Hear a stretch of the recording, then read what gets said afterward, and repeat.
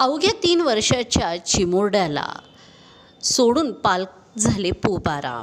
याबाबतची अधिक माहिती अशी की अवघ्या 3 वर्षाच्या चिमुरड्याला कोल्हापूरमधील भवानी मंडपात सोडून त्याच्या पालकांनी पोबारा केल्याची धक्कादायक घटना रविवार 2 मार्च रोजी सकाळी घडलेली आहे। रडणाऱ्या या मुलाला पाहून या परिसरात खेळणी विकणाऱ्या विक्रेत्याने त्याला जुना राजवाडा पोलिसांच्या ताब्यात दिले। पालकांचा शोध सुरू असून मुलाला बालकल्याण संकुलात दाखल केल्याचे पोलिसांनी सांगितले।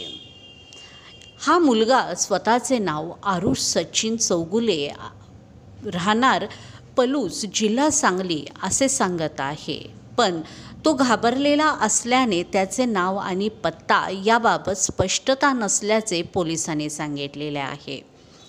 पोलिसांनी काही वेळ नातेवाईक येण्याची वाट पाहिली, पण कोणीच येत नसल्याने अखेर त्याला खायला देऊन बालकल्याण संकुलात दाखल केलेले आहे।